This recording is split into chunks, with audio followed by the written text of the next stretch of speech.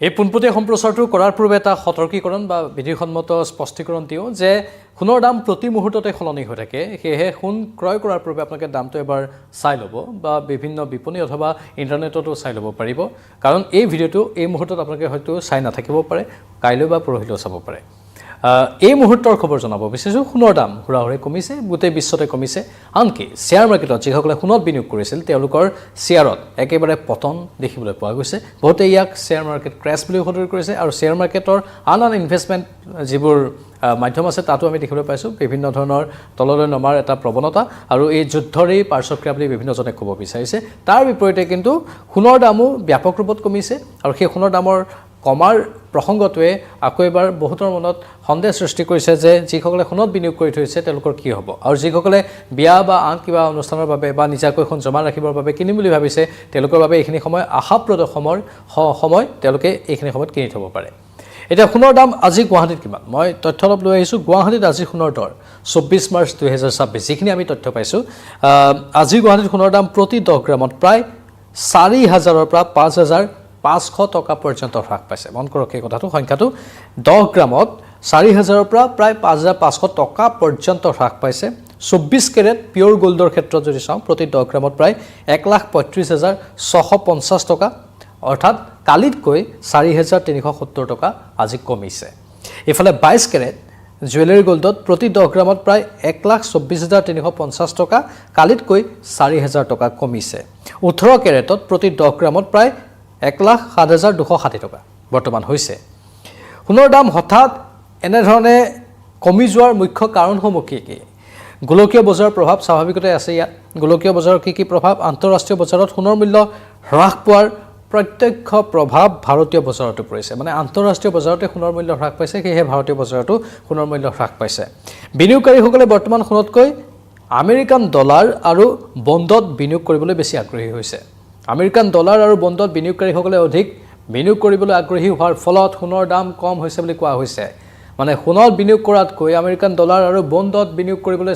ইচ্ছা প্ৰকাশ কৰিছে বিনিয়োগকাৰীসকলে যাৰ ফলত এতিয়া সোণৰ দাম হ্ৰাস পাইছে অত্যন্ত গুৰুত্বপূৰ্ণ এটা বিষয় আৰু এইটো কিমান দিন থাকিব সেয়া কোনেও ক'ব নোৱাৰে আমেৰিকাৰ ডলাৰৰ মূল্য শক্তিশালী হোৱাৰ বাবে সোণৰ চাহিদা বিশ্বজুৰি কমিছে হিউ অন্যতম এটা কাৰণ সুতৰ হাৰ ইণ্টাৰেষ্ট ৰেট আমেৰিকাৰ কেন্দ্ৰীয় বেংকে US ফেডাৰেশ্যনে সুতৰ হাৰ স্থিৰ ৰখাৰ বাবে বিনিয়োগকাৰীসকলে সোণ বিক্ৰী কৰি অধিক লাভৰ আশাত অন্য দিশত বিনিয়োগ কৰিছে সোণ বিক্ৰী কৰি অধিক লাভৰ আশাতকৈ অন্য দিশত বেছি বিনিয়োগ কৰা দেখিবলৈ পোৱা গৈছে আৰু মধ্যপ্ৰাচ্যৰ উত্তেজনা যদিও ইৰাণ ইজৰাইল আমেৰিকাৰ যুদ্ধ সদৃশ বা যুদ্ধ বৰ্তমান চলি আছে তথাপিও বৰ্তমানৰ পৰিস্থিতিত খাৰুৱা তেলৰ বৰ্ধিত মূল্যই মুদ্ৰাস্ফীতিৰ ভয় বঢ়াইছে যাৰ ফলত সোণৰ দৰে সম্পদতকৈ নগদ ধনৰ ওপৰত মানুহৰ গুৰুত্ব বাঢ়িছে মুদ্ৰাস্ফীতি ইনফ্লেশ্যন সবাতোকৈ ভয়ংকৰ এটা সংকট হ'ব পাৰে যিকোনো দেশৰ বাবে যিকোনো নাগৰিকৰ বাবে আৰু মুদ্ৰাস্ফীতিৰ এই আশংকা যুদ্ধৰ ফলতেই বৃদ্ধি পাইছে আমি জনাইছোৱেই খাৰুৱা তেলৰ নাটনি বিশ্বৰ বিভিন্ন প্ৰান্তত হৈছে হৰমুজ প্ৰণালীৰ আবদ্ধ কৰি থোৱাৰ এটা চেষ্টাৰ ফলত এনে এক অৱস্থাৰ সৃষ্টি হৈছে এতিয়া এই মুদ্ৰাস্ফীতিৰ ভয়তে মানুহে এতিয়া সোণৰ দৰে সম্পদতকৈ নগদ ধনত অধিক গুৰুত্ব দিছে মানে ইনভেষ্টমেণ্টতকৈ সোণত ইনভেষ্ট কৰাতকৈ নগদ ধনৰ ওপৰত অধিক গুৰুত্ব দিয়া পৰিলক্ষিত হৈছে আৰু ডলাৰৰ কথাটো আছে যাৰ ফলত সোণৰ দাম হ্ৰাস পাইছে যোৱা সপ্তাহত সোণৰ দাম প্ৰতি 10 গ্ৰামত 1,50,000 ওপৰত আছিল যিটো এতিয়া প্ৰায় 1,35,000 মানে 1,35,000লৈ নামি আহিছে যোৱা সপ্তাহত 1,50,000 ওপৰত আছিল কিন্তু এতিয়া 1,35,000 বা তাতোকৈ কম হৈছে সোণৰ দাম প্ৰতি 10 গ্ৰামত বজাৰ বিশেষজ্ঞই কি কৈছে বজাৰ বিশেষজ্ঞসকলৰ মতামত আহিছে দাম আৰু অলপ কমিব পাৰে সেয়েহে গহনা কিনিব বিচৰা বা বিনিয়োগ কৰিব বিচৰা লোকসকলৰ বাবে হয়তো সুযোগ হ'ব পাৰে কোনোবাই যদি গহনা কিনি ৰাখিম বুলি ভাবিছে অথবা ভাবিছে যে এতিয়া বিনিয়োগ কৰি থওঁ পাছতো দাম বাঢ়িবই তেনেহ'লে তেওঁলোকেও অলপ ইয়াৰে সুবিধা ল'ব পাৰে বিশেষকৈ শ্বেয়াৰ মাৰ্কেটত যিবোৰ বিশেষ ইনভেষ্টমেণ্ট প্লেন আছে বিশেষকৈ গোল্ডত ইনভেষ্টমেণ্ট প্লেন যিবোৰত আছে সেইবোৰত আপোনালোকে দাম কমোতেই হয়তো ইনভেষ্ট কৰি থ'ব পাৰে এটা সময়ত দাম বাঢ়িব কিন্তু কেতিয়া দাম বাঢ়িব সেইটো ক'ব নোৱাৰি যুদ্ধ সোনকালে অন্ত পৰাটো সকলোৱে বিচাৰিছে কাৰণ যুদ্ধৰেই এইবোৰ পাৰ্শ্বক্ৰিয়া আমি ইতিমধ্যে কৈছিলোঁ যে গোলকীয় বজাৰৰ প্ৰভাৱটো পৰিছেই কাৰণ গোলকীয় বজাৰত এতিয়া যুদ্ধই প্ৰভাৱ পেলাইছে ইফালে আমেৰিকান ডলাৰৰ শক্তি বৃদ্ধি পাইছে যিটোৱে ডলাৰৰ মূল্য শক্তিশালী কৰাৰ বাবে সোণৰ চাহিদা কমাই দিছে ইফালে সুতৰ হাৰৰ ক্ষেত্ৰত আমেৰিকাৰ কেন্দ্ৰীয় বেংকে সুতৰ হাৰ স্থিৰ ৰখাৰ বাবেও বিনিয়োগকাৰীসকলে সোণ বিক্ৰী কৰি অধিক লাভৰ আশাত অন্য দিশত বিনিয়োগ কৰিছে সোণবোৰ বিক্ৰী কৰি দিছে বিনিয়োগকাৰীসকলে আৰু অন্য দিশত তেওঁলোকে বিনিয়োগ আৰম্ভ কৰি দিছে এই সমগ্ৰ বিষয়বোৰ অত্যন্ত গুৰুত্বপূৰ্ণ সোণৰ দৰে সম্পদতকৈ নগদ ধনৰ গুৰুত্ব বাঢ়ি যোৱাটো এটা অত্যন্ত গুৰুত্বপূৰ্ণ বিষয় আৰু যাৰ ফলতেই এতিয়া এই সোণৰ মূল্য